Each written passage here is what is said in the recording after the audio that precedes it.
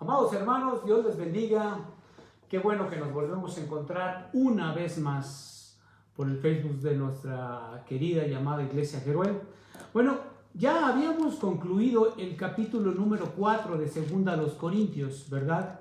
El día de hoy vamos a iniciar el capítulo número 5 con el verso número 1 y tenemos por título, ¿verdad?, un hogar celestial, y es precisamente de lo que habla este verso número 1, donde el apóstol Pablo, después de haber comentado respecto a todo lo anterior, las penumbras, todos los problemas que había tenido, y que él lo plasma directamente en el capítulo 4, ¿verdad? Ahora va a iniciar recordándole a todos los creyentes que ya se les ha sido revelado por el Espíritu Santo el conocimiento de la doctrina de la resurrección. Así que, sabiendo de todo este asunto, busca contagiar a todos los creyentes, mis queridos hermanos, para que tengan una absoluta y total confianza en Dios.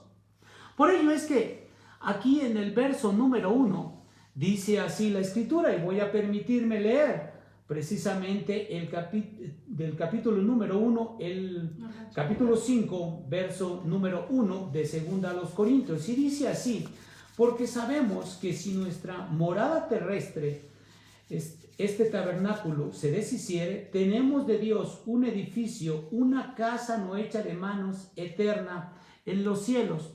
Bueno, aquí podemos ver claramente cómo es que el apóstol Pablo da por sentado que nosotros ya tenemos un conocimiento previo de algo, o que los corintios ya tienen un conocimiento previo de algo. Bueno, ¿cuál es este conocimiento previo al momento de decir porque sabemos, ¿verdad?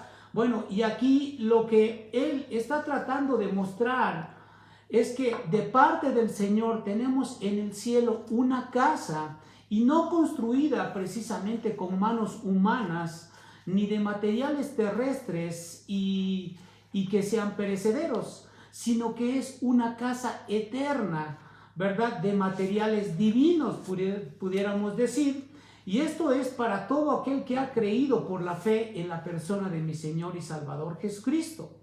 Así que aquí podemos ver claramente en este primer verso, ¿verdad?, que el hogar celestial está por encima de todo lo terrenal que nosotros pudiéramos ostentar en esta tierra. Y todas las cosas que nosotros pudiéramos alcanzar a tener aquí en esta tierra son prácticamente incomparables con todas las cosas que pudiéramos tener en nuestro hogar eterno cuando el Señor nos lleve directamente a su presencia. Y son cosas inimaginables y que se puede decir que son cosa de otro mundo, desde luego, ¿verdad? Porque es el reino de los cielos y estamos hablando de algo celestial.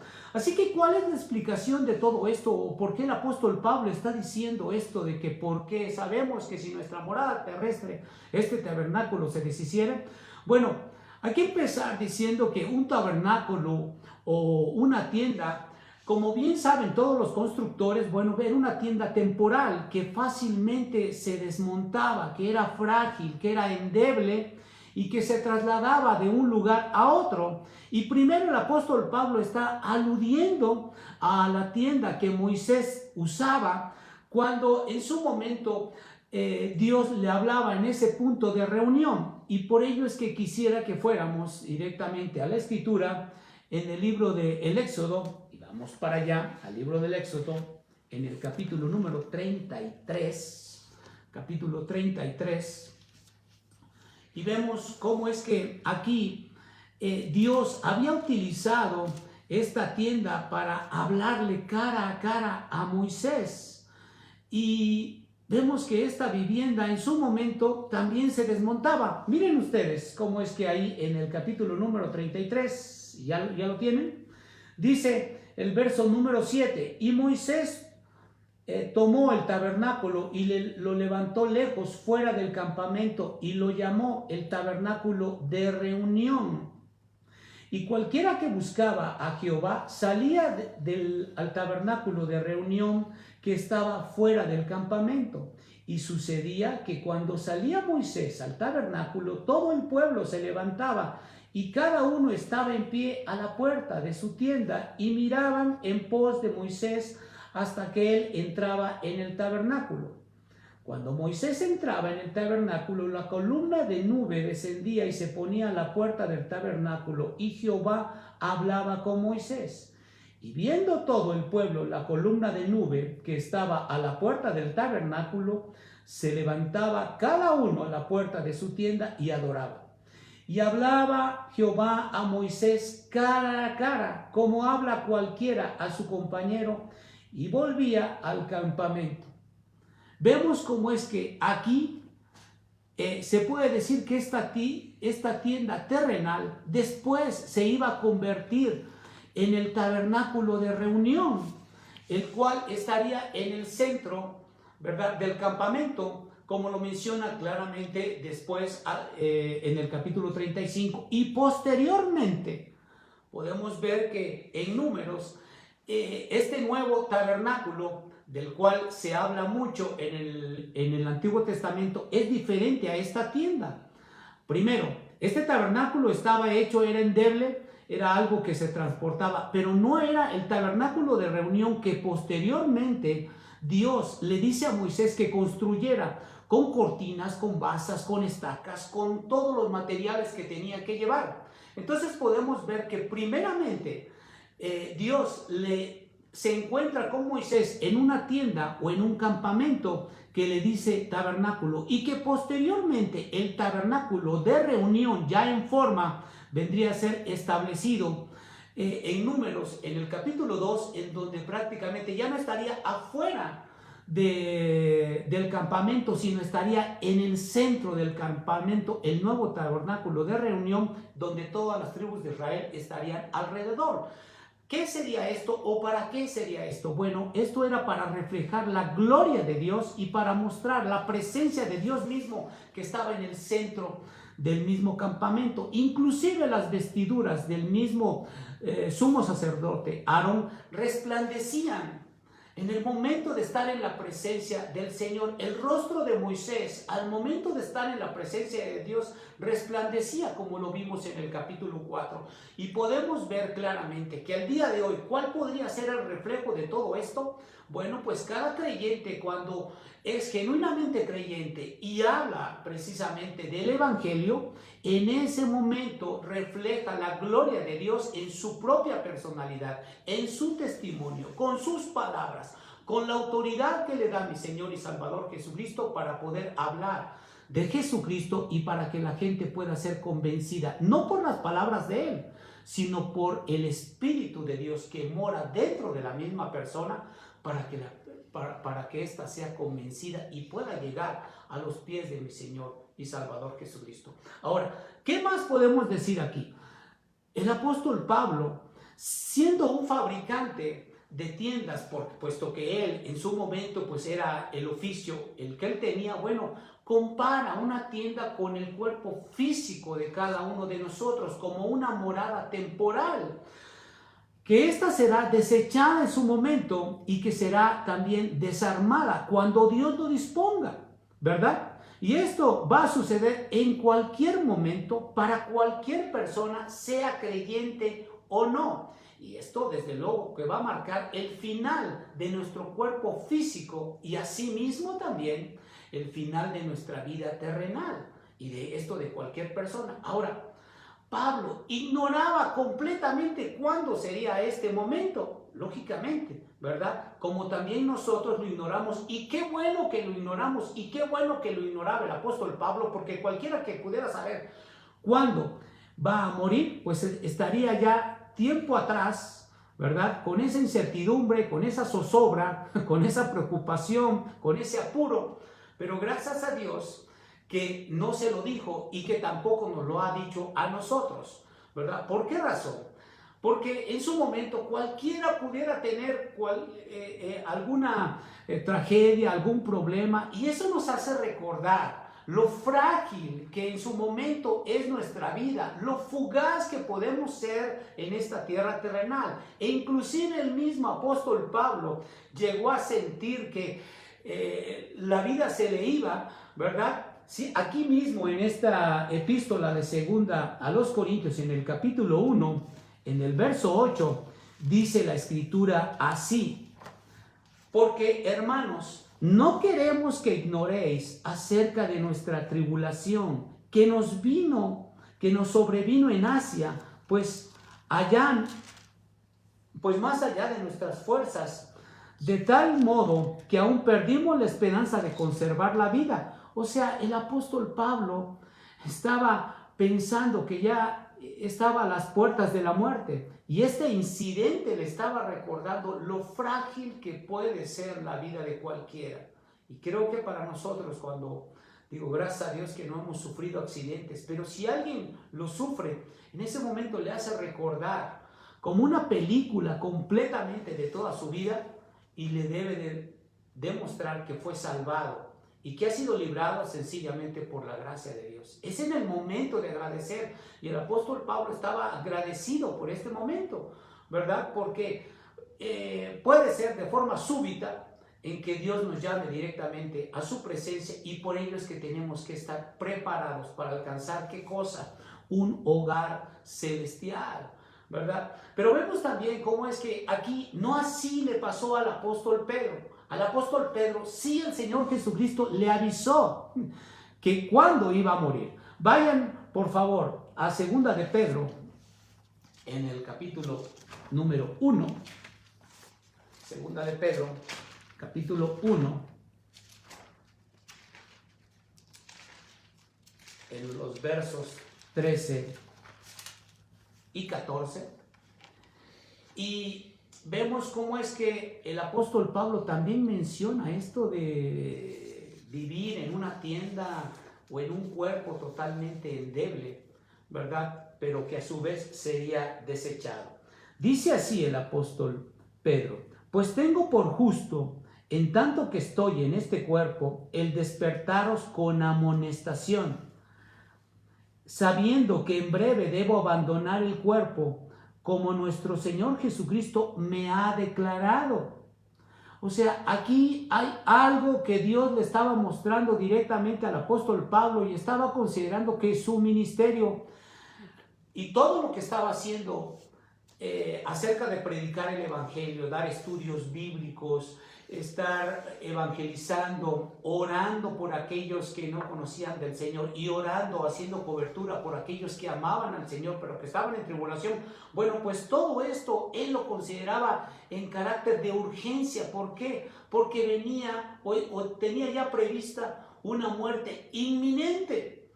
Y entonces, como resultado de tal responsabilidad, les asegura a todos sus lectores que después de su muerte todos los escritos le van a servir para recordar las verdades del evangelio que él había enseñado. Así que podemos ver claramente cómo es que todos aquellos que podemos estar predicando del evangelio, enseñando del evangelio, evangelizando con el evangelio, mostrando las buenas nuevas de mi Señor Jesucristo, bueno, pues todo esto, si bien Dios utilizó al apóstol Pablo, al apóstol Pedro y a muchos hombres de Dios, ¿verdad?, que han sufrido y han derramado su sangre en pro del evangelio, bueno, podemos ver claramente cómo es que el Señor también, todo lo que nosotros podamos hacer, ¿verdad?, en pro del evangelio, lo va a utilizar directamente nuestro Señor y Salvador Jesucristo. ¿Para qué?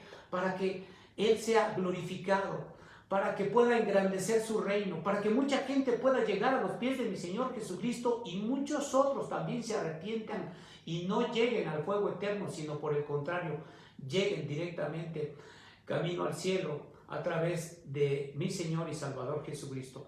Ahora, ¿por qué decimos esto? Porque el mismo apóstol Pablo llegó a los pies de mi Señor Jesucristo por la predicación de un hombre, el cual, que si en ese momento no se convirtió Pablo, sí escuchó por primera vez, y esto en su momento pues trajo un sacudir a lo más profundo de su corazón para que fuera impactado por el mismo evangelio. Vamos por favor ahí al capítulo número 7 del libro de los Hechos, capítulo 7 del libro de los Hechos, y vamos a ver cómo es que a veces decimos, caray, ¿qué? ¿Esto será que sea suficiente? ¿Será que esto que estoy haciendo por predicar vale la pena? Por supuesto que sí, claro que sí, porque miren ustedes, cómo es que el apóstol en ese entonces no era Pablo, sino era Saulo. Al momento de escuchar a este hombre de Dios que estaba prácticamente hablando de todo lo que es el Evangelio, y así como el Antiguo y Nuevo Testamento, todo completo, lo estaba predicando, él ahí en el verso 58, hablando de Esteban, cuando lo estaban lapidando, cuando lo estaban apedreando, cualquiera hubiera dicho, bueno, ahí va a quedar, ya no va a suceder nada, y ahí va a quedar muerto, y ya después de ahí todo el mundo, nadie se va a acordar de este hombre llamado Esteban. Pues no, fíjense que no, porque en el verso 58 del capítulo 7, al momento de estar ya agonizando Esteban, dice, y echándole fuera de la ciudad, le apedrearon, y los testigos pusieron sus ropas a los pies de un hombre o de un joven que se llamaba Saulo. Aquí vemos cómo es que el primer encuentro que tuvo Saulo en la predicación del Evangelio fue precisamente con Esteban. Y toda esta lapidación, toda esta predicación de Esteban, que fue la última predicación que tuvo este hombre, ayudó para que el mismo Saulo fuera sacudido con las fibras más sensibles de su corazón, para que él posteriormente pudiera llegar a los pies de mi Señor y Salvador Jesucristo.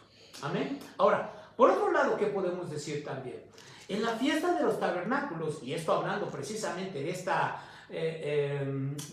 tienda o de este tabernáculo que era temporal, bueno, los judíos vivían en cobertizos en el tiempo de los tabernáculos, en donde ellos precisamente durante 7 días celebraban el final de la cosecha y también conmemoraban los 40 años de peregrinación del pueblo de Israel a lo largo del desierto.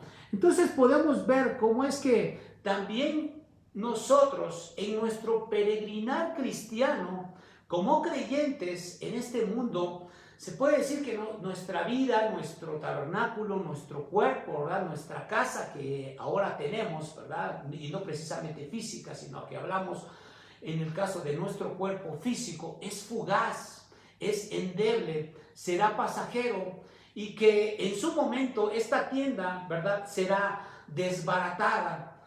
Y así también como las tiendas, ¿verdad?, que se utilizaban para resguardar a los judíos y que lo utilizaban para festejar la fiesta de los tabernáculos, bueno, pues nuestros cuerpos van a ser desbaratados, desmembrados en su momento, para ser transformados en nuevos cuerpos, glorificados cuando llegue mi Señor Jesucristo, y esto será al final de nuestra existencia. Entonces, con todo esto, mis queridos hermanos, podemos pensar que la segunda parte del verso número 1, bueno, pues dice ahí, tenemos de Dios un edificio, una casa no hecha de manos, eterna en los cielos. Aquí podemos ver un segundo punto, que el hogar celestial, bueno, es una promesa de parte del Señor. Y Él precisamente lo menciona, ¿quién? Nuestro Señor y Salvador Jesucristo se lo promete a todos los creyentes. Y podemos ver claramente cómo es que el mismo apóstol Pablo lo sabía con certeza, que tenía una morada celestial que le estaba aguardando, como el mismo Señor Jesucristo se lo había prometido. Vamos por favor ahí a Juan, en el capítulo número 14, Juan, el Evangelio de Juan, en el capítulo número 14, en los versos 2 y 3. Juan 14, versos 2 y 3. Leemos desde el primero, si gustan, desde el verso número 1, para darle contexto y sentido a todos los 3 versos. Dice, no se turbe vuestro corazón, creéis en Dios, creed también en mí.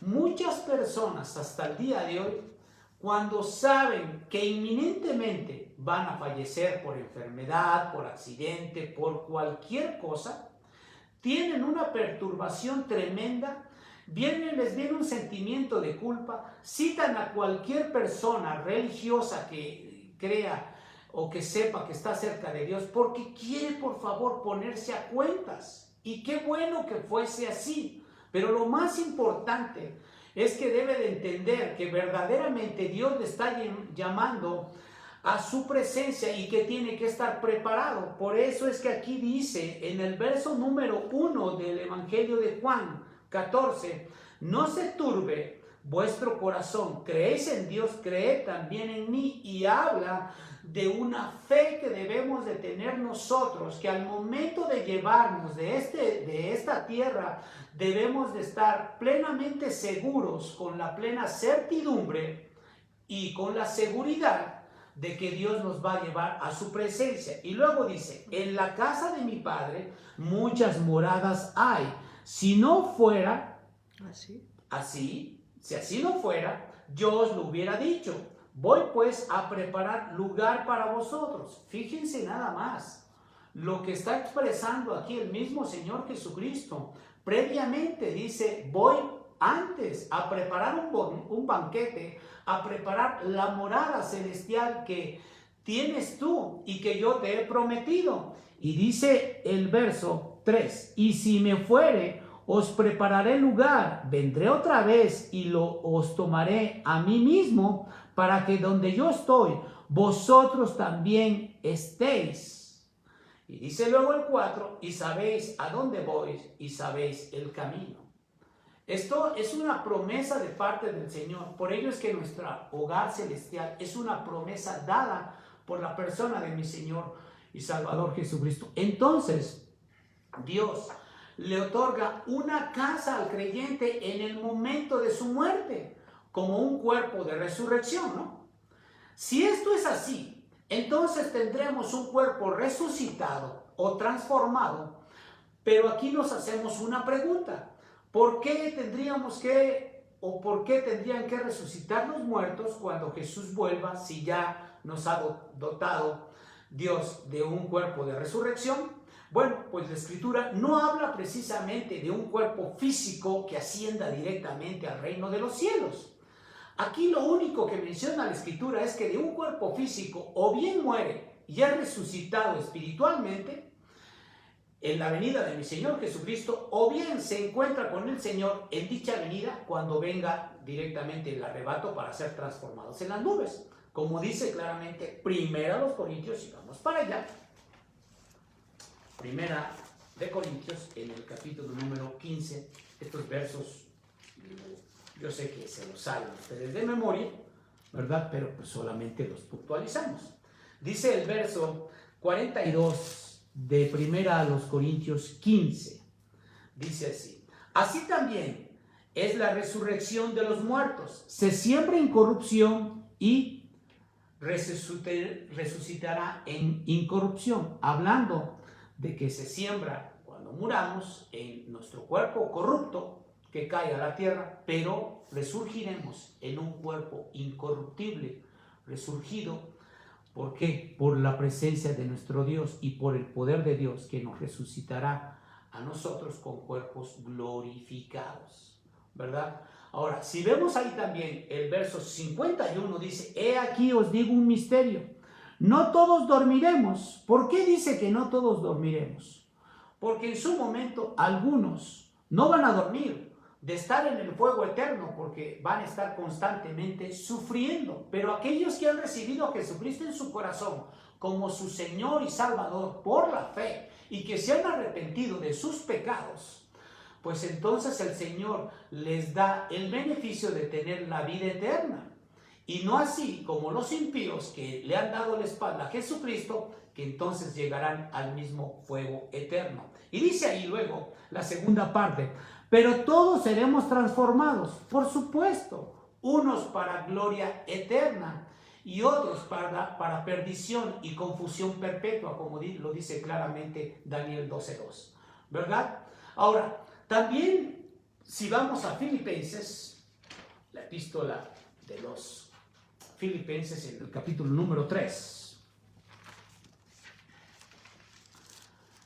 en los versos 20 al 21, Dice así, y esto nos muestra, nos hace ver un poco más claro la intención que tiene el apóstol Pablo, y esto lo repite en varias de sus epístolas. Y dice, mas nuestra ciudadanía está en los cielos, en donde también esperamos al Salvador, al Señor Jesucristo, ¿verdad? Y dice luego el verso 21, el cual transformará el cuerpo de la humillación nuestra para que sea semejante al cuerpo de la gloria suya, por el poder con el cual puede también sujetar a sí mismo todas las cosas. O sea, hay un poder sobrenatural, hay un poder divino que nosotros desconocemos, pero que Dios ya tiene dispuesto y que lo otorgará en divinidad para aquellos que hayan venido por la fe con mi Señor y Salvador Jesucristo, ¿verdad? Ahora, la Biblia no da detalles precisamente de cómo será nuestra morada celestial en los cielos. Por ejemplo, en la Biblia se habla a lo mejor del dedo de Lázaro en el cielo, o de los ojos y de la lengua del mismo rico, que en su momento estaba precisamente en el mismo infierno, ¿verdad? Pero se puede decir que la Biblia habla de los santos que se fueron al cielo y que no están con nosotros, pero que sin embargo estos, aunque estén con ropas blancas, se puede decir que nos muestra hasta el día de hoy como personalidades que todavía existen o que están plasmados en la escritura como seres humanos vivos. No sé si me esté dando a entender con esto, para que podamos ver claramente cómo es que esto puede suceder. Es que si bien no sabemos cómo es que van a ser nuestros cuerpos transformados en el reino de los cielos, porque no sabemos de qué forma tendremos nuestras manos, cómo será nuestro cuerpo, porque estamos hablando de cuerpos glorificados y la Biblia no habla de esto. Lo que sí podemos saber y podemos tener la certeza que si bien no vamos a tener un cuerpo físico en donde solamente sirve para la tierra y que no serviría para el reino de los cielos, ¿verdad? Donde prácticamente el mismo cuerpo glorificado sería eterno, pues se puede decir que este cuerpo desconocemos completamente cómo será y cómo es que Dios nos lo va a otorgar. Lo cierto es que es tan importante que nosotros podamos pensar que este cuerpo que tenemos hoy lo debemos de cuidar como un templo que Dios nos ha dado para protegerlo, para cuidarlo, pero por sobre todas las cosas es que es donde mora el Espíritu de Dios y que hasta el día de hoy está en espera o estaremos en espera con la esperanza viva de que mi Señor Jesucristo vendrá por nosotros algún día o en su momento nosotros iremos a Él cuando Él decida hacerlo para que nosotros lleguemos directamente hasta allá. Con todo esto, mis queridos hermanos, el apóstol Pablo en el verso número 2 de este mismo capítulo 5 dice que anhela, ¿sí?, ser revestido con ese cuerpo glorificado. Esto lo vamos a ver en un siguiente estudio, pero podemos claramente concluir con todo ello, ¿verdad? Que la casa misma es la presencia de Dios y que en los mismos atrios del reino de los cielos será lo que envuelva prácticamente al creyente en su gloria eterna con cuerpos glorificados. Y aquí podemos ver claramente cómo es que el apóstol Pablo, si bien anhelaba tener un cuerpo glorificado por el Señor, muchos el día de hoy, estando vivos, ¿verdad?, anhelan riquezas.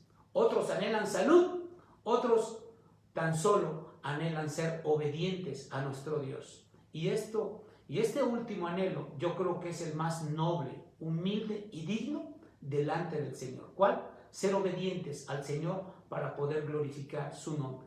Que Dios nos bendiga, que Dios nos guarde y que siga siempre el Señor mostrándonos de su voluntad y sobre todas las cosas, mis queridos hermanos, que podamos ser verdaderamente obedientes para glorificar el nombre de Jesús y que su gloria eterna sea sobre nuestras vidas. Cuídense mucho, que Dios les guarde y nos vemos en la próxima. Oremos. Padre, te damos las gracias, Señor Dios, por tu amor, por tu misericordia, por las bondades que recibimos todos los días. Y mi Señor, siempre estamos a la expectativa de esta esperanza eterna, Señor, que algún día tú nos llamarás directamente a tu presencia. Por ello es que queremos prepararnos, pero también queremos tener el conocimiento de todo lo que tú nos dices para poder ser entendidos de lo que sucederá el día que ya no estemos en este mundo. Rogamos que tú nos perdones de nuestros pecados. Rogamos que tú, Señor, nos sigas edificando a través de tu palabra. Rogamos también, Señor, que tú tengas piedad de nosotros, que nos guardes y que nos permitas algún día estar en la gloria eterna, en tu presencia, alabando y glorificando tu nombre. En el nombre de Jesús lo rogamos y lo pedimos. Amén. Dios te guarde.